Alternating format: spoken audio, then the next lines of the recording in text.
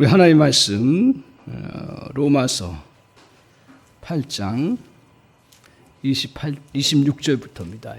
26절부터. 예, 아멘. 예, 아멘. 오늘 제가 너무 기쁘고 좋아서 또 미안해서 이렇게 또 구절을 또 이렇게 같이 이야기를 못했네요. 제가 이렇게 멘트 처음 합니다. 예배 전에. 너무 기쁩니다. 우리 김정환 수집사님. 기도, 대표 기도 하셔서 너무 기쁘고, 은혜롭게 잘해주셔서 너무너무 감격입니다. 집사님, 저희 교회 오신 지 몇 년 되셨죠? 16년. 그죠? 16년. 할렐루야. 예, 너무 은혜로워서 내 좋고, 또 하나 미안한 건 뭐냐면, 제가 키가 작아서 우리 장로님을 비롯해서 우리 오늘 김종우 집사님 기도하시는데 너무 이렇게 숙이시는 거예요. 키가 내가 아무리 높여도 근데 은혜롭게 잘 해주셔서 감사하고, 제가 키 클 수는 없겠죠.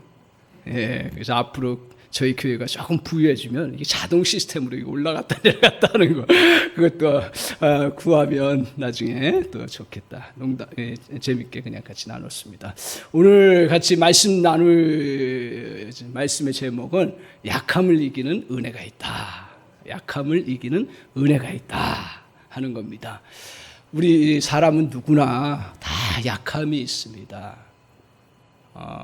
우리 삶을 살아다 보면 왜 저래 하지만, 또 우리 자신을 보면 나도 그럴 때가 많고, 또 나도 그보다 더 못할 때가 많습니다. 육체적으로도 보면 건강할 때는 왜 약하지, 왜 저렇게 맨날 힘들어하지, 솔직히 그런 생각이, 요새는 뭐 그거 없지만 그런 생각이 들어요.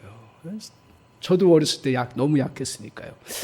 그 약함이 있습니다. 또 육체적인 약함만이 아니라 또 조금 깊이 들어가 보면 정신적으로도 약함이 누구에게나 있습니다. 그리고 약함의 정도가 다를 뿐이지 약함이 있습니다. 그래서 어떤 사람은, 심지어 약한 사람은요, 한마디만 이렇게 조금 농담 비슷한 걸 했는데, 근데 그것도 상처가 돼가지고 실족하는 사람을 봤어요. 그 다른 사람이 아니었어요. 한 달 전인가 2주 전에 왔던 그 자매가 뭐 그냥 툭 다른 성도님들 한마디 툭 던진 게, 그게 마음에 상처가 돼가지고 교회 못 나오기 시작했는데, 다행히 또 하나님 은혜 주셔서 교회 열심히 다니고 회복하는 그런 모습을 보인다. 참, 그래서 목회라는 게 참, 이제 교회 생활 해보시면 알지만, 저희 교회는 안 그런데, 교회 생활 해보시면 알지만 별것도 아닌 거 가지고 참 사람이 힘들어하고 또 상처받고 그렇습니다. 그래서 늘 겸손함만이 살 길이다. 겸손함만이 살 길이다. 그 생각합니다. 우리가 신앙이라고 약함이 없습니까? 약함이 또 어떤 면에서는 더 많을 수 있다, 이렇게 생각을 합니다. 오늘 우리가 주님 앞에 기억하십시오. 아예 각오하십시오. 제가 약함을 강조하려고 하는 게 아니라 우리 본질을 얘기합니다.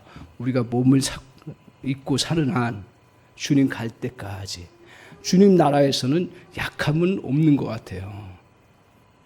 근데 우리는 육신을 입고 있는 이상 정신적으로, 육체적으로, 또 정서적으로, 우리의 또한 관계적으로 약함이 있다는 걸 참 우리 성도님들이, 저와 여러분이 잘 기억했으면 좋겠습니다. 그래서 약함 때문에 막 힘들어하고 괴로워하는 것보다는 우리 그리스도인들은 우리가 어떻게 하면 약함을 채워줄까?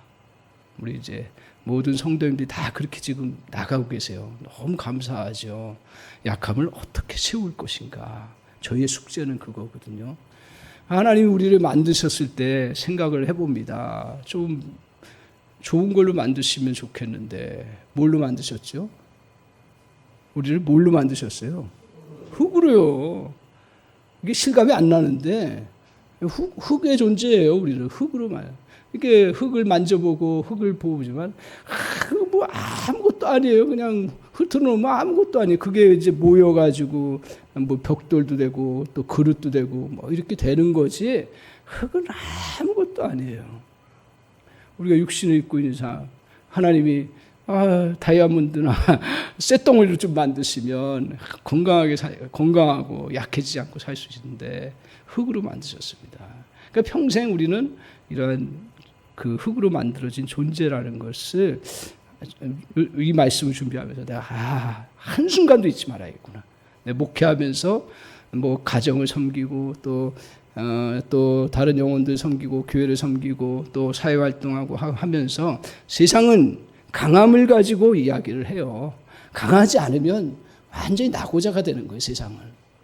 그런 속에서도 내가 약함을 인정하고 진정 강함이 뭐냐 하는 것들을 잘 붙잡고 살아가는 그러한 삶이 되어야겠다. 이렇게 말씀 증거하면서 다짐해 봅니다. 그러면서 오늘 감사하게도요, 우리가 약함으로 살아가라고 성경은 이야기하지 않습니다.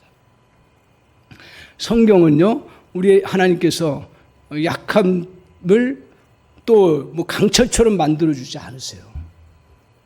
오해하지 마세요. 우리가 은혜를 받았고 능력을 받았어도요, 대단한 사역자도요, 사도 바울도 그 3층 천에 올라가고 하나님의 말씀 계시를 다 받고 기독교 교리의 모든 체계를 다 만들어내고 복음 전도를 끊임없이 많은 전 세계를 향해서 했던 사도 바울도 주님 앞에 뭐라 했어요? 나의 약함을 거둬달라고. 그랬을 때 주님 뭐라 했어요? 약할 때 강함이다. 너 그 약함 안고 그냥 살아가라. 진짜 강함을 누릴 수 있도록 은혜를 주시겠다라는 거예요. 그 성경의 중요한 진리 중에 하나가 뭐냐 하면 약함이 있지만 우리 약함을 주님이 오늘 말씀에 이기는 은혜가 있다라는 거예요. 그러니까 우리가 다시 성경을 통해서 또 깨닫고 붙잡는 것 중에 하나가 이 하나님의 약함을 통해서 주시는 은혜가 무엇인지 저와 여러분이 수없이 많을 겁니다. 근데 오늘 본문을 통해서 특별히 우리에게 정말 중요한 그러한 은혜 두 가지를 꼭 붙잡기를 원합니다. 첫 번째는 뭐냐 하면 오늘 우리의 약함을 약함을 이기는 은혜 중에 하나가 뭐냐 하면 첫 번째는 성령의 도우심입니다. 성령의 도우심이에요. 한번 보십시오. 26절 한번 보십시오. 자, 같이 한번 26절 읽겠습니다. 시작. 이와 같이 성령도 우리의 연약함을 도우시나니 우리는 마땅히 기도할 바를 알지 못하나 오직 성령이 말할 수 없는 탄식으로 우리를 위하여 친히 간구하시리라. 자, 이와 같이 성령도 뭘 도와요? 우리의 연약함을 도우신다 그랬어요. 하나님 성부 성자 성령 삼위 하나님이신 성령이 특별히 우리의 연약함을 도우신다 그랬어요. 약함을. 근데 자, 연약함을 도우시면 우리에게 강함으로 주님께서 능력으로 역사해 주시든지 기적을 행하시든지 또 아니면 우리에게 정말 환경을 바꿔주시는 놀라운 변화의 역사를 이루시든지 해야 되는데 성령이 도우신, 적어도 성령이 우리 안에 거하신 그 성령이라면 우리를 정말 아무 감정적인 요동 없게 정말 모든 것들 다 이겨나갈 수 있는 힘과 능력을 주셔야 도우시는 거 아니에요? 근데 성령이 도우시는 게 뭐라 그랬어요? 저기서 다른 것도 많이 도와요. 앞에서 우리 성령이 도우신 거 8장만 특별히 요약해 보면 성령이 뭘 도와하셨어요?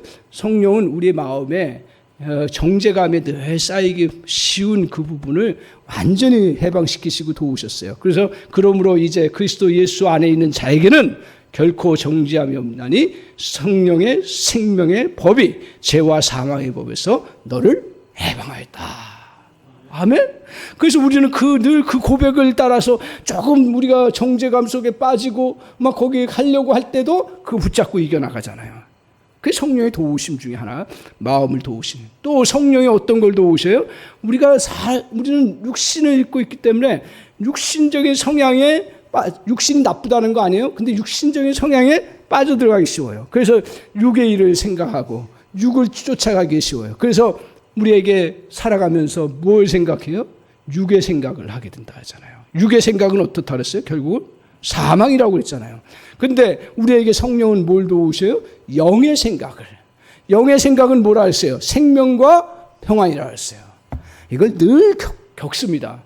육신적으로 내가 우리가 나쁜 걸 생각하나요? 나쁜 거 전혀 생각하지는 않을 거예요, 아마. 근데 좀 어려운 일이 있고 힘든 일이 생기면 육신적으로 야, 이거 어떻게 살지? 이거 어떻게 내가 극복하지?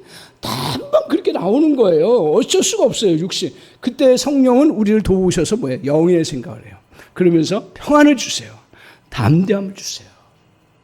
그러니까 영의 생각은 우리에게 생명과 평안이라고 말씀해요. 그러니까 영은, 성령은 우리의 생각을 도우신다라는 걸 기억하십시오. 그래서 내 생각대로만 막 해나가지 말아야 되는 이유 중에 하나가 뭐냐면 성령의 생각에 도우심이 있다라는 거예요.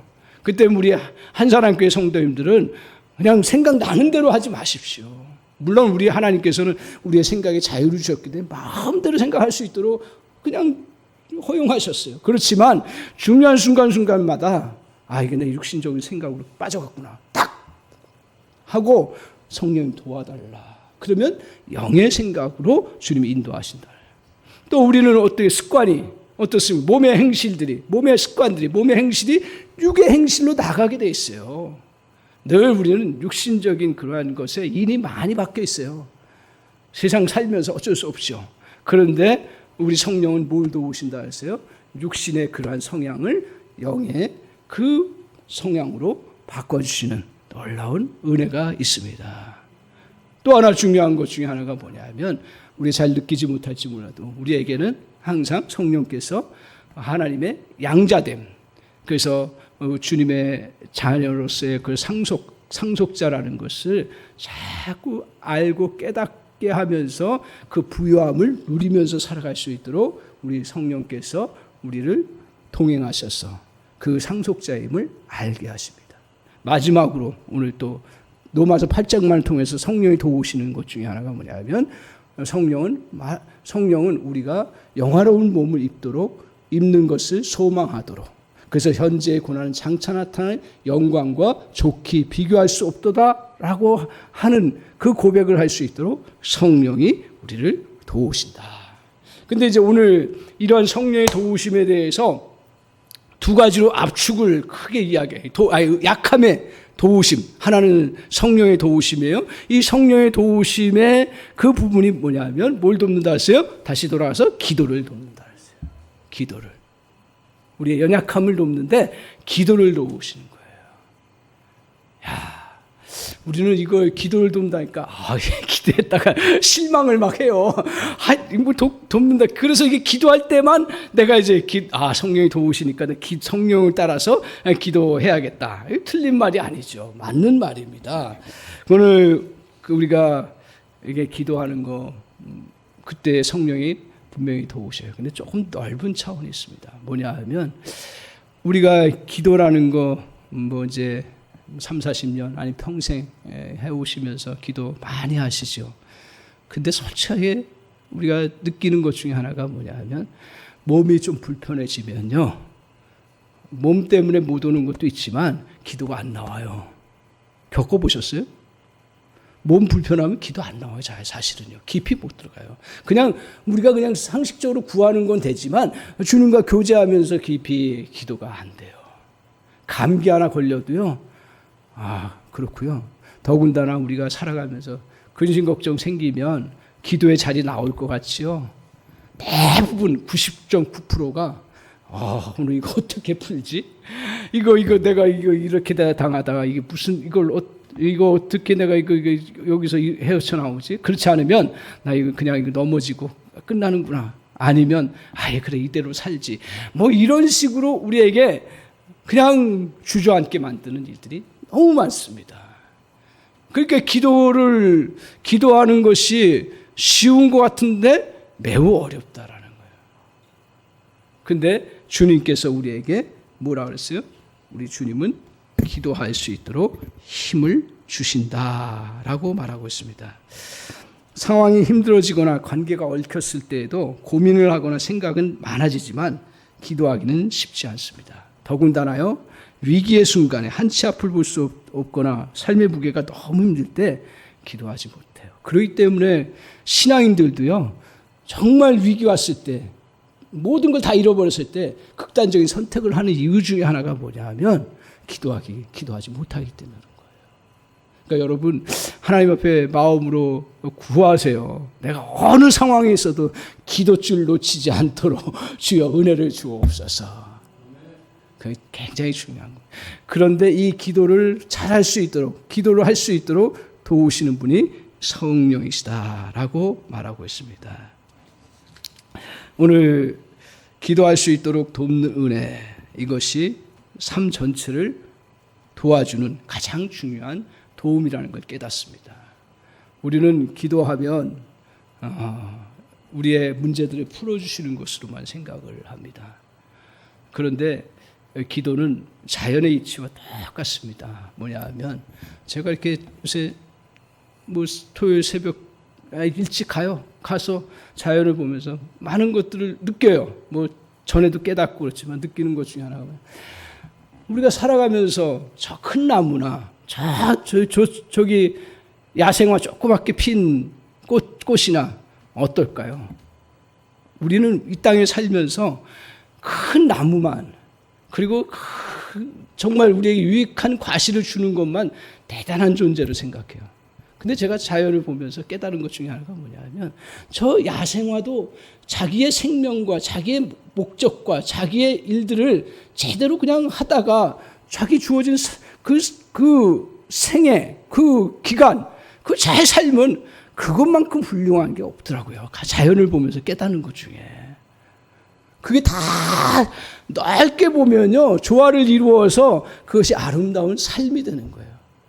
그러면서 저도 굉장히 좋게 얘기하면 굉장히 열정이 많은 사람이고, 좀 세상적으로 얘기하면 욕망이 큰 사람이죠. 안 큰가요? 제가 굉장히 큰 사람이에요. 속으로 감춰서 그렇지 굉장히 큰 사람이에요. 잘 사용하면 되죠. 하나님의 일을 위해서 잘 사용하면 되는데, 제가 이제 살아오면서 깨닫고 여러분도 깨닫으셨을 거예요. 내가 어떤 모습, 어디에 있든지 주님은 그 자기의 자리에서 정말 잘 뿌리를 내리고 자기의 그 주어진 것들에 대해서 잘 펼쳐나가면 그게 하나님 원하시는 삶이다. 거기서 더 클 수 있어요. 근데 제가 기하기도 했지만 작은 들꽃이 어떻게 아무리 큰다고 해서 제가 김정우 집사님처럼 크겠어요.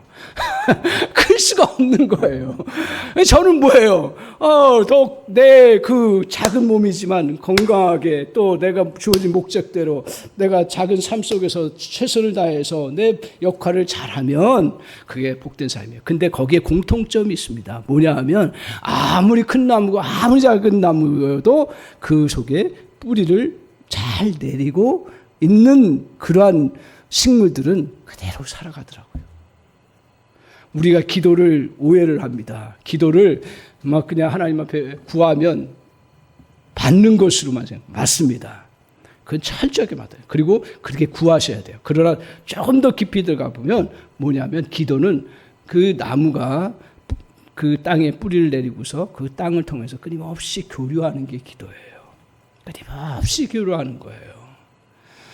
자기 노폐물도 다 그쪽으로 보내겠지요. 그리고 영양분도 빨아들이고, 우리 하나님과의 그러한 소통도. 그래서 인간사에서 가장 요새 다시 깨닫는 것 중에 하나가 뭐냐면, 인간사에서 정말 가장 소중한 것 중에 하나가 뭐냐면 소통이라는 걸 깨달아요. 살아보셨잖아요. 남편과 아내가 소통이 잘 되면 돈이 많고 적어도 그 돈 적은 거는 또 어떻게 해서 노력하면 또 채워지고, 안 채워지면 또 힘을 합해서 작은 데 가서 살면 되는 거고요. 근데 중요한 건 뭐예요? 서로 대화가 끝나면 아무것도 이루어지지 않습니다. 아무것도 이루어지지 않습니다. 부모와 자식 간에도 관계가 마찬가지예요. 아무리 훌륭하고 잘 됐어도 뭐예요? 부모와 자식 간의 대화가 끊기고 소통이 끊으면 그 불행한 거예요. 그 더 이상 의미가 없는 거예요. 마찬가지로 나무도 그 땅에 뿌리를 내리고 그 계속 끊임없이 교류하지 않으면 그 본질적인 생명을 이루어갈 수 없는 그런 모습인 것처럼, 오늘 우리가 주님 안에서 정말 기도하면서 주님과의 교제, 나눔, 이것을 이루어가는 것은 저는 신앙생활에서 가장 중요한 부분이다. 그것만 해결되면 나머지는 다 채워지고 다 이루어지는 은혜의 역사가 이루어지는 줄 믿습니다. 그래서 주님이 성령이 도우시는데 겨우 기도밖에 안 도와? 아니에요. 기도가 본질적인 거라는 걸 깨닫습니다. 그런데 우리가 기도하면서 어떻습니까? 우리 성령께서 기도할 수 있도록 도우시고 인도하세요. 근데 어떻게 도우시냐? 27절을 한번 보십시오. 자, 27절 같이 한번 읽겠습니다. 시작. 마음을 살피시니가 성령의 생각을 아시나니 이는 성령이 하나님의 뜻대로 성도를 위하여 간구하심이라. 도우시는데요. 도우시는데, 기도를 도우시는데, 기도 도울 때 보세요. 능력 준다고 하면 그래도 괜찮겠다. 또 어떤 문제 해결할 수 있는 지혜를 준다 그러면 괜찮겠다. 아니면 또 관계 풀 수 있는 그러한 또 환경을 변화시켜 주시는 그런 기도의 은혜를 주시면 되는데, 저기서 뭐예요? 마음을 살피시니가 성령의 생각을 아시나니 이는 성령이 하나님의 뜻대로 성도를 위하여 간구하신다. 이 말은 우리 성령께서 우리를 도우셔서 우리가 기도할 때 하나님의 뜻대로 기도할 수 있도록 인도해 주신다라는 거예요. 그거밖에 도우시는 은혜가 없습니까? 솔직히 까놓고 얘기하면 좀 너무 아쉽다 그런 생각을 아마 이 말씀을 액면 그대로 받아들이면 그럴 거예요. 그런데 제가 이 말씀 묵상하면서 기도를 돕는다는 게 얼마나 중요한 거를 경험했던 그런 일이 있었습니다. 제가 30 딱 됐을 때일 거예요. 30대? 30. 그래서 이제 교육전사하기 때문에 저 양지에 가서 기숙사 생활했어요. 기숙사 생활하는데 너무 충격적인 일을 겪은 거죠. 이제 기숙사 생활하는데 어느 날 막 꿈에서 너무 그런 악몽을 꿔본 적이 없었는데 처음 꾼 것 같아요. 제가 악몽을 꿨어요. 그러면서 딱 어머니 생각이 나는 거야. 그래서 그 어떤 연락도 안 받고 집에 딱 왔는데 어머니가 벌써 쓰러져서 병원에 응급실에 가 계신 거예요. 그때가 55세예요. 그러니까 제가 이제 물론 30岁 성인이긴 하지만 죽음에 대한 거 그렇게 심각하게 생각하거나 또 나의 가족 가운데 그런 것들이 일어나는 걸 생각하지도 못했고, 어머니가 특별히 그 몸은 약하긴 하지만 건강하셨거든요.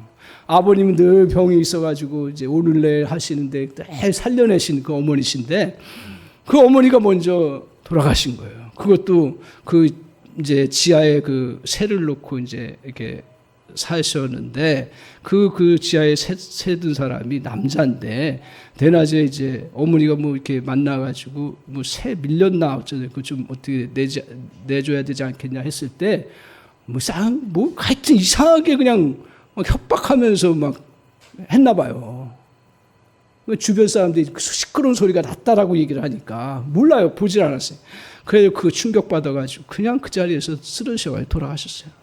그러니까 이제 저는 이제 그때 처음 제가 이제 가족 가운데서 그런 일을 당하니까 또 어머니는 또 내가 다 그렇잖아요. 또 30대 되고 이제 전도사 하고 이제 교회에서 가정에서 처음으로 제가 이제 신앙인이고 또 이제 전도사 하고 그래서 이제 조금 사역하면서 어머니 좀 맛있는 것도 사드리고 뭐 이렇게 해야겠다는 생각 하지 않아요? 그때 되면. 그때 돌아가시니까 너무 마음이 힘든 거예요. 뭐 그렇다고 제가 어머니한테 잘하고 그런 스타일은 아니니까. 근데도 힘든 거예요. 그래서 너무 힘든 거예요. 그리고 이제 막 지내고 기도해도 별로 응답도 없고 뭐 다른 것도 없어요. 사실 기도하기도 싫고요. 기도 안 나와요. 그 부분에 대해. 그러다가 2년 후에 또 아버님 그냥 또 돌아가셨어요. 그 아버님이 63세일 거예요. 63세. 돌아가셨어요. 돌아가셨어요. 뭐 아버님 뭐 충격은 덜해요. 왜냐하면 계속 젊었을 때 아프셨으니까. 그런가 보다 했는데 세 번째가 이게 문제예요. 세 번째가 뭐냐면 우리 큰 누님이 있어요. 제가 사남 1년인데 큰 누님이 제일 위지요. 위인데 40이에요. 그것도 이제 옛날 한참 됐으니까 우리동이 거기 지금은 발전했지만 그때 시골일 것 같은 거예요. 거기 가서 이제 막 그 어려운 살림하면서 남편이 이제 너무 좋아요. 내용이 너무 좋은데 한량이야. 한량 아시죠? 그러니까 자기가 다 벌어서 이제 하는데 남의 심지어는 그때 소를 거기 주변에 키웠어요. 그걸 가지고 이제 막 키운 걸 도와가지고 막 해서 열심히 해가지고 어떻게 해가지고 나중에 조그만 아파트 그쪽 근처에 산 거예요. 너무 기쁜 거죠. 그래서 저희 형제들이 너무 기뻐가지고 이제 이사 가고 나서 이제 딱 이사 집들이를 한 거예요. 그러면서 이제 잔치를 하는데 그때 팍 쓰러진 거예요. 뭐 혈압이었나 하여튼 몰랐어요. 그래가지고 길병원에 입원했는데 수술하는데 수술하다가 돌아가셨어요. 그러니까 제가 이제 40이에요. 그러니까 그것도 그렇고 2년마다 이제 저에겐 너무 충격적인 거고, 제가 또 신학하면서 은혜 너무 많이 받는데 기도하면 다 응답된다 그러는데 뭐 이게 너무 힘든 거예요. 계속 기도해서 하나님 이렇게 제가 그래도 주님의 일을 하려고 하는데 왜 이렇게 불행이 우리 가정에 옵니까? 그러면서 계속 기도하는데 기도 안 나오죠. 하여튼 어느 순간에 이제 기도하다가 나 지금 생각해 보면 성령이 도우셨다 생각하는데 그때 인생 무상함을 제가 알게 됐어요. 인생이 이렇게 짧구나. 인생은 아무것도 아니구나. 철저하게 깨닫게 된 거예요. 그렇구나. 인생 끝나는데 내가 가진 복음, 이거는 영원한 생명을 누리는 그런 놀라운 복음인데, 그래, 나에게 이거 내가 죽는 한이 있어도, 내가 잘 못하는 한이 있어도 이 복음은 내가 놓치지 말아야겠구나. 내가 다른 거 다 타협해도 복음은 타협하지 마. 그 각오를 그 은혜를 주시더라고요. 그렇구나. 그래, 복음이 가장 우리 땅에서 행복하게 살고 오래 살고 더 같이 있으면 얼마나 좋아요. 그런데 인생이라는 게 이런 존재구나 하면서 깨달으면서 성령께서 그 마음을 주셔서, 제가 젊은 사역자들은 오히려 안전해요. 오히려 왜냐하면 견제가 많이 들어요. 근데 제가 지금 이제 조금 사역을 하다 보니까 제가 제일 문제더라고요. 오히려 나이 들고 이제면서 알 거 다 알고 세상 다 돌아가는 거 알고 교회 생리 다 알고 그러니까 점점 순수함이 사라지는 거예요. 솔직히 말씀드리면 그때마다 이걸 가끔 생각을 합니다. 그러니까 제가 그 성령의 도우심 가운데 생각을 그렇게 할 수 있도록 기도하는 가운데 도우셨기 때문에 지금 오늘 이 말씀 증거하면서도 이것이 가장 큰 힘이구나, 가장 큰 은혜구나, 기도할 수 있다는 게.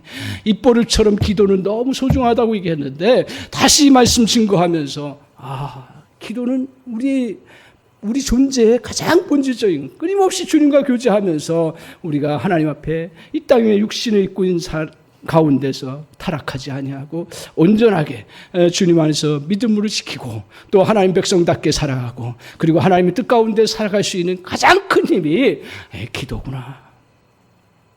오늘 기도는요, 이렇게 우리에게 큰 축복 중에 하나고 특권이고요, 성령이 도우시는 은혜라고 했어요. 근데 그 기도를 주님은 하나님의 뜻 가운데 바꿔주신다는 거예요. 놀랍습니다.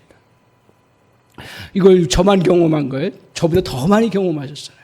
자녀 어떻게 이거 문제 있고 힘든 그러한 자녀들 놓고 기도할 때 어떻게 기도가 바뀌든가요? 성령의 은혜 가운데 하나님, 내 자녀 성적 잘 받는 것도 중요하지만 하나님, 또 우리 자녀 더 하나님 앞에 잘 믿음 안에 살게 해주세요. 그 기도가 나오지 않아요? 그리고 하나님 정말 선한 영향력 끼치고 하나님 앞에 쓰임받는 그런 일꾼 되게 해주세요. 성령의 도우심 중에 하나입니다. 우리 집사님 중에 한 분도 마찬가지잖아요. 돈이 너무 없었어요. 너무 없어. 그 잘 살다가 못 사니까 미치겠죠. 그 성격에. 미치겠지. 하나님 앞에 구하는 거예요. 돈 달라고. 계속. 뭐 단순하게. 그건 너무 중요한 기도예요. 그 기도하다가 하나님, 저는 마음을 바꾸셨다고 그렇게 생각해요. 나 그러면 하나님 돈 벌면 나 혼자 잘 먹고 잘 살지 않겠습니다. 어려운 사람 돌보겠습니다. 또 주님의 교회를 섬기겠습니다. 저는 그게 타락하지 않고 계속 하나님 앞에서 정말 그것이 자기의 중심을 잡을 수 있는 가장 중요한 인생의 축복이라고 저는 그렇게 믿습니다. 그렇게 믿습니다. 그래서 우리가 정말 저도 이 말씀 증거하기 전까지 이렇게 기도가 소중하고 하나님의 뜻대로 하는 기도가 입으로는 그렇게 막 했지만 나의 삶을 이끌어가고 우리의 모든 것들을 정말 온전하게 세워가는 것이 바로 성령이 하나님의 뜻대로 우리를 기도할 수 있도록 인도해 주시는 그 놀라운 은혜, 이걸 소중히 여기신 줄 믿습니다. 저와 여러분이 이거 다시 붙잡고, 정말 우리가 기도 잘 못하지만 그래 성령님 도와달라고 기도하면, 지난 금요일도 기도하다 보니까 제가 이제 이런 관점에서 기도하다 보니까 바뀌더라고요. 생각이 막 열심히 그냥, 저도 뭐 어떨 때는 뭐 생각이 막 이렇게 정리돼가지고 기도가 되나요? 안 돼요. 막 부르짖고 주여 삼창, 우리 임 장로님이 왜 금요 기도할 때 주여 외치지 않냐고. 제가 좀 점잖거든요. 점잖은데 그게 안 됐어. 근데 해보니까, 전에는 그게 너무 이게 주술적인 것 같아가지고 안 했는데 해보니까 너무 좋은 거예요. 하나님 앞에 막 하고 같이 합심할 때는 주여 하고 하니까 우리 또 장로님도 같이 나와서 기도하고 그러니까 얼마나 힘이 되는지 몰라요. 은혜가 막 넘쳐요. 네. 금요기도회 때. 될 수 있으면 제가 하려고 합니다. 뺏어서라도. 하여튼 그래서 이렇게 기도하면서 참 우리 하나님께서 성령을 통해서 하나님의 뜻대로 이렇게 기도를 바꿔주시는 그 재미, 그걸 다 누렸으면 좋겠습니다. 할렐루야. 크게 꼭 기도 안 해도요, 마음속 깊이 기도해도 그런 성령의 도우심이 있다는 걸 기억하고 기도하다 보면 어느덧 기도가 정말 성화돼요. 그리고 승화돼요. 우리 공동체도 마찬가지일 겁니다. 하나님께서 우리 한사람교회 여기 어려운 시간들을 잘 지나가게 하시고 은혜 주셔서 살려주셨는데, 이런 기도들이 잘 쌓이면 저만 목회하는 게 아니잖아요. 하나님이 여러분을 통해서 하나님의 뜻 가운데 이렇게 섬기면 좋겠다, 하나님께서 또 이렇게 역사해 주실 줄 믿는다, 그런 권사님, 구석에 있는 권사님 그 한 기도가 교회 전체의 방향을 바꿔줍니다. 저는 그걸 많이 경험했어요. 그래서 저 여러분 정말 우리 다른 거 없습니다. 우리 한사람 공동체는 우리 약함을 가지고 자꾸 다른 곳으로 자꾸 포커스를 맞추지 말고 다 보면 그것들을 기도의 제목으로 가져오고, 그걸 기도로 성령 통해서 기도하게 하시면 하나님은 가장 좋은 곳으로 저와 여러분을 이끌어 주시는 줄 믿습니다. 그래서 꼭 성령의 도우심을 우리가 약함 속에서 꼭 덧입으시기를 바랍니다. 두 번째로는 뭐냐 하면, 우리가 약함 속에서 이겨나갈 수 있는 그 은혜는 뭐냐면 성부의 부르심입니다. 성부의 부르심이에요. 이건 뭐냐면 28절 한번 보세요. 같이 한번 보겠습니다. 28절 같이 한번 보겠습니다. 자, 28절, 29절 이어서 같이 보겠습니다. 시작. 우리가 알거니와 하나님을 사랑하는 자, 곧 그의 뜻대로 부르심을 입은 자들에게는 모든 것이 합력하여 선을 이루나. 29절. 하나님이 미리 하신 자들을 또한 그 아들의 형상을 본받게 하기 위하여 미리 정하셨으니 이는 그로 많은 형제 중에서 맏아들이 되게 하려 하심이라. 자, 하나님이 우리를 지금 선택하는 내용인데요. 이게 굉장히 중요한 교리 중에 하나입니다. 이게 성도의 어려운 말이에요. 성도의 견인이라고 하는, 듣지도 못했던 이야기일지 모르는데 성도의 견인이라는 거예요. 견인이라는 건 이끌고 가시는 거잖아요. 근데 이 이끄심이 너무너무 확실하다라는 거예요. 자, 어떻게 이끄시는지 보세요. 자, 보세요. 우리가 알거니 하나님을 29절 같이 한번 보여주세요. 다시 한번. 하나님이 미리 아신 자들, 우리를 미리 아셔요. 그러니까 태중에 우리를 아셨다라고 얘기를 해요. 미리 아신 자들 또한 그 아들 형상을 본받게 하기 위하여 미리 어떻게 하셨어요? 정하셨어요. 아신 자들을, 그게 저게 예정인 거예요. 택하겠다라는 것이 예정이에요. 그 예정을 엉뚱한 방향에서 해석하지 마세요. 내가 오늘 물을 먹어야 되는지, 내가 어느 길을 가야 되는지, 이걸 막 내가 다 예정했다, 이렇게 얘기하면 안 돼요. 우리 예정은 뭐냐면, 조금 더 좁혀보면 우리가 하나님 앞에 하나님의 자녀로 구원받는 일에 있어서 정하셨다라는 거예요. 다른 부분들은 제가 성경을 쫙 보면서 다른 부분들은 하나님이 자유롭게 놔두셨어요. 이렇게 했다고 저렇게 했다고.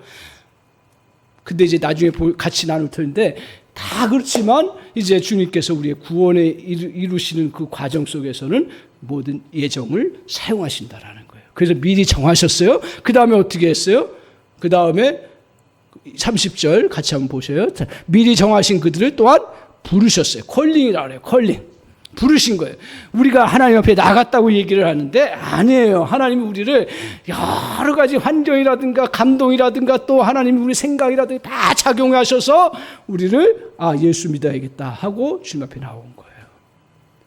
성경을 보면 우리 특히 칼빈주의의 그 신앙 노선, 저도 그걸 따라요. 그 부분은 분명하게 뭐냐면 그것은 주님이 우리를 부르셨다라는 거예요. 부르셨어요. 부르신 또 그들을 어떻게 했어요? 의롭다 하셨어요. 내가 예수 믿어야겠구나 하고 주님 앞에 나왔어. 무슨 감동인지 몰라도 하여튼 주님 앞에 나왔어. 예수를 믿었더니 어떻게 됐다 했어요? 의롭다 하신 거예요. 의롭게 된 거예요. 내 죄와 허물이 많지만 그냥 수건 덮으시듯이, 이게 검은 거면 여기에 수건, 이 종이를 덮듯이 덮어서 너는 더 이상 죄가 없다라는 거예요. 그 우리 안에 죄가 있어요, 없어요? 있어요. 이거를 놓치면 안 돼요. 그러니까 목회할 때도 그렇고 우리 성도님들 섬길 때도 그렇고 우리 성도님들 이 은혜 때문에 서로 의롭다 하는 거지 이 안의 본질 자체는 그대로 살아있는 거예요. 그렇죠? 그렇기 때문에 조심해야 되는 거예요. 교회 생활. 다 의로운 사람인데 의로운 사람들이 이렇게 모였으니 그냥 아무 말이라도 해도 된다. No!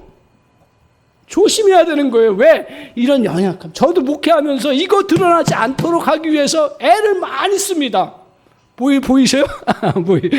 애를 많이 써요. 저도 그렇고요. 물론 감추려고 하는 게 아니라 이 본질이 드러나는 것은 이것은 우리의 본래의 모습이기 때문에 이것은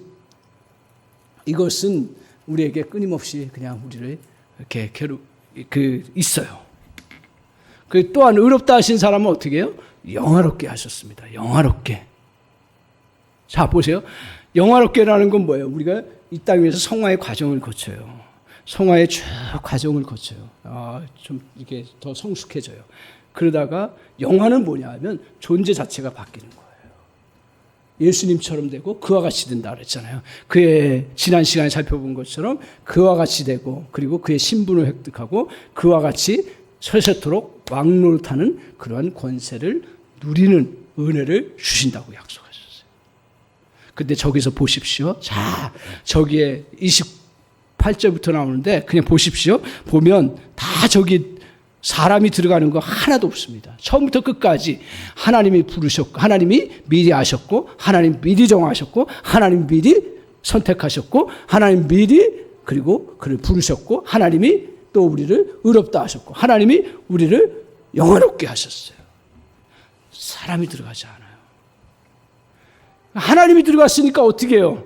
하나님이 하시는 일들이기 때문에 그 일은 누구도 건들 수가 없는 거예요.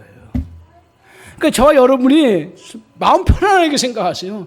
이 부분에 있어서는 내가 부족하고 허물이 많고 그래도 우리 주님이 우리를 자녀 삼으시고 우리를 이끄셨기 때문에 사단이 저와 여러분을 향해서 막 참소하고 너 같은 사람이 어떻게 그리스도인이냐, 너 같은 사람이 어떻게 정말 주의 일을 하느냐. 물론 그때 우리는 세상적인 잘못된 것에 대해서는 회개하고 돌이키지만 그러나 내 안에서 그것 때문에 내가 주님의 선택받고 주님의 백성으로 영화롭게 되는 일에 중단은 없는 줄 믿습니다. 이거 분명히 붙잡으십시오. 이 교리가 너무 중요합니다. 왜냐하면 조금 신앙생활 열심히 할 때는 하나님 앞에 내가 뭔가 된 것 같고 뭔가 그냥 정말 인정받고 너무 좋아요. 근데 우리 살다 보면 신앙생활이라는 건 나락으로 갈 수가 있는 거예요. 그럼에도 불구하고 내가 하나님의 자녀다. 그렇다고 해서 그 나락 속에 그대로 살아가나요? 자녀라고 인식하고 그것을 다시 붙잡는 순간 다시 거기서 일어나서 새로운 길을, 은혜의 길을 걸어가는 놀라운 역사예요. 이게 교회예요.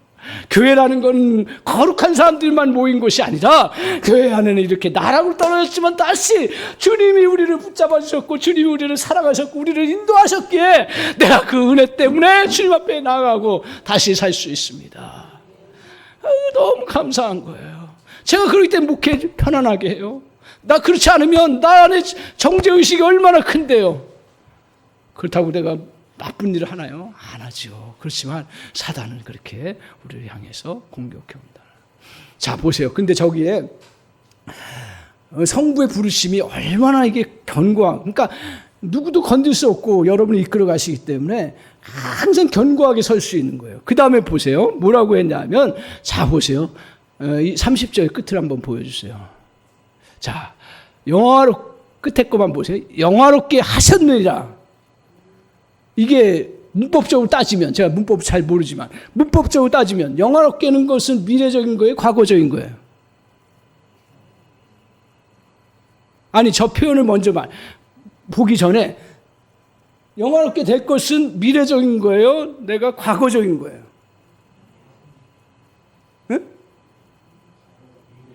미래잖아요. 영화롭게 될 것이니까. 그렇지, 천국 가서 영화롭게 되잖아요. 미래잖아요. 근데 저기는 뭐라 했어요? 영화롭게 하셨느냐. 이거 과거예요, 현재예요? 과거잖아요, 과거. 그러니까 하셨다는 얘기는 뭐예요? 이미 끝났다는 얘기예요. 그러니까 이건 변할 수 없다는 얘기예요. 잘 보세요. 성경이 저렇게 정확해요. 그러니까 우리가 하나님의 자녀가 되어가지고 구원받고 그리고 성화되고 영화의 가정 하나님 나라에까지 들어가는 것에 대해서 우리 주님은 이미 다 이루시는 은혜를 베푸셨다라는 거예요. 믿습니까? 오늘 이 사실을 꼭 견고하게 붙잡아야 돼요. 그래서 이 은혜가 있기 때문에 우리가 세상 살아가면서 약함이 얼마나 많습니까? 약함 때문에 정말 넘어질 수 있는 상황들이 얼마나 많아요. 내가 조금 저 같은 게 제일 힘들었던 게 지금은 전혀 그게 없지만, 결혼했더니 어떤 때는 막 갈등이 있는 거예요. 좀 말다툼하고 그 다음날 설교해야 되는데 막 죄책감이 생겨가지고 너무 힘든 거예요. 너무. 그러면서 이제 자신을 추스리는 그런 부분이 됐는데, 이게 이제 그런 부분을 의식이 약해지라고 이야기하는 게 아니라 그런 것 때문에 목회를 못한다. 막 자꾸 정죄를 주는 거예요. 근데 그래서 자유함을, 하나님 앞에서 더 행복하게 살아가는 길들을 오히려 성부의 부르심을 통해서 누리는 거예요. 그렇기 때문에 여러분 확신하고 붙잡고 나가시기 바랍니다. 우리 주님, 지금 내 형편과 상황을 봐서는 이런 걸음이 불투명하게 보이는데요. 이렇게 생각할지 모르겠어요. 그러나 우리 주님은 그것을 주님이 하셨고, 그리고 주님이 이미 다 그것을 이루어 나가셨습니다. 자, 오늘 조금 한 군데 더 보십시다. 이렇게 하는 것들은 어떻게 주님이 하시냐면, 성부의 부르심을 보십시오. 28절 한번 보세요. 28절 같이 한번 읽겠습니다. 너무 잘 알고 있는 구절입니다. 시작. 우리가 알거니와 하나님을 사랑한 자 곧 그의 뜻대로 부르심을 입은 자들에게는 모든 것이 합력하여 선을 이루리라. 모든 것을 합력해서 한다는 거예요. 저걸 잘 기억하십시오. 우리의 구원의 역사, 영화의 자리까지 가기까지 우리 주님이 우리를 향해서 뭐예요? 저 모든 것에는 슬픈 것도 있고요, 좋은 것도 있고요, 잘된 것도 있고요, 나쁜 것도 있고요, 안 된 것도 있고요, 그리고 실패한 것도 있고요, 심지어는 대단한 성공을 이룬 것도. 우리는 꼭 실패해야만 되는 게 아니라 이 모든 것이에요. 모든 걸 사용해서 우리 주님께서 뭘 이루신다고요? 뭘 이루어요? 합력해서 뭘 이루어요? 선을. 저 선이 뭐냐 이거예요. 제가 몇 번 얘기했을 거예요. 저 선이 뭐예요? 우리는 선이면 가장 좋은 거, 가장 내가 이상적으로 구했던 거, 그 선이라고 하죠. 그래서 신방 갔을 때 저 구절 잘 일용하잖아요. 절대로 나쁜 거 아니에요. 그리고 그렇게 하세요. 그렇지만 우리는 정확한 뜻을 알아야 되죠. 저 선이 뭐냐 이거예요. 저 선은 오늘 우리에게 구원의 역사를 이루시는 것이 저 선이에요. 그죠? 저 선이. 윤리적, 도덕적으로 조그만 착한 일을 하나 한 거 가지고 그 선이에요, 분명히. 그렇지만 저기서 말하는 선은 우리가 하나님의 자녀로 완전한 구원에 이르기까지 이루어 가시는 모든 과정 속에 어떻게 한다고요? 슬픈 일, 즐거운 일, 또 힘든 일, 가벼운 일, 아픈 일, 건강한 일 다 사용하셔서 우리의 구원의 역사를. 그렇기 때문에 내가 실패했다고 해서 너무 나락으로 가지 마십시오. 정말 기도하면서 성령의 도우신 가운데 그 기도하면서 주님 앞에 은혜를 구하면 성령의 생각을 주세요. 대부분 주님의 일을 하는 사람은 어떤 사람들이냐면 다 어떻게 보면 한 번씩 실패를 겪었던 사람들이에요. 그러면서 그 생각을 자꾸 바꾸셔서 결국 그 생각을 가지고 나중에 하나님이 그것을 축복해 주시고 역사해 주세요. 우리 주님은 우리가 막 구질구질하게 살아가도록 그렇게 하지 않으셨어요. 더 영광스러운 은혜를 베풀어 주시는 줄 믿습니다. 더 강건하게 해주시는 역사를 이루어 주실 줄 믿습니다. 더 잘 되는 일들을 이루어 주실 줄 믿습니다. 그러나 그 과정 속에 이러한 여러 우여곡절이 있다라는 걸 기억하시고 이제 구원의 역사를 이루는 데 있어서는 우리 주님이 다 사용하신다. 그런데 그때 자, 오늘 저걸 최종적인 그 목적이 뭐냐? 그러면 이게 추상적으로 보이잖아요. 우리 구원의 역사를 이루는 게 추상적으로 보여요. 자, 29절 한번 보여주실까요? 맞나요? 예, 29절 한번 보면 제가 읽겠습니다. 하나님 미리 아신 자들 또한 아들의 형상, 그 아들의 형상을 본받게 하기 위하여. 자, 아들의 형상이 뭐예요? 뭐예요? 아들의 형상. 그 아들이 누구예요? 예수님이잖아요. 그 예수님의 형상을 본받게 하기 위해서 미리 정하시고 미리 우리를 향해서 뭐예요? 선택하시고 또 우리를 의롭다 하시고 영화롭게 하시고 이 아들의 형상을 본받게 하기 위해서 모든 걸 다 하셨거든요. 그러면 아들은 예수님이라고 했는데 예수님의 형상이 뭐예요? 에? 그렇죠. 성품 닮아가는. 그분의 삶과 그분의 인격과 그분의 생각. 그러니까 쉽게 얘기하면 예수님이 생각했던 생각 방식, 또 그분이 살아갔던 삶의 방식, 또 또 예수님이 또 했던 행동 양식, 그분이 또 하나님 앞에 그러한 부분들, 나눈 모습들, 그런 것들을 우리가 본받고 나아가도록 하기 위해서. 자, 정리가 됐습니까? 신앙생활 심플하게 생각하십시오. 복잡하지 않습니다. 우리가 주님 앞에 나아가서 주님의 자녀로서 주님 자녀 닮아가는 거예요. 이게 얼마나 기쁜 일인지 아세요? 세상에 뭐 조금 피아노 잘하는 사람 최고의 피아니스트 닮아가면 못해도 닮아가면 그 기쁨이 얼마나 큰지 아세요? 예? 그 기쁨이 큰 거예요. 하물며 우리 인생 전체를 닮아가게 하고 그분의 그 모습대로 살아갈 때 진정 우리에게는 성령의 열매 9가지 열매가 완벽하게 맺어지는 주님의 모습을 쫓아가면서 내 안에 평안이 있고 내 안에 기쁨이 있고 내 안에 사랑이 넘치고 내 안에 은혜가 있고 내 안에 자비가 있고 내 안에 충성이 있고 내 안에 정말 온유가 있고 이 은혜가 넘친다는. 사랑하는 성도 여러분, 오늘 우리는 연약한 가운데 살아갈 수밖에 없는 그런 존재입니다. 이때 우리 주님이 이 약함을 이기며 살아갈 수 있는 그런 은혜를 주신다 그랬어요. 2가지 기억합시다. 첫 번째 뭐였어요? 첫 번째, 성령의 도우심이 있습니다. 2번째, 성부의 부르심이 있습니다. 오늘 이 진리를 저 여러분이 다 가슴에 안고 생각 자주 하시면서, 저도 그렇게 할게요. 설교했지만 생각 자주 하면서 그래, 이 은혜가 있구나. 이 안에서 여러분이 겪는 것들을 잘 녹여내시면 정말 하나님이 놀라운 그런 신앙의 은혜들을 누릴 수 있도록 역사해 주실 줄 믿습니다.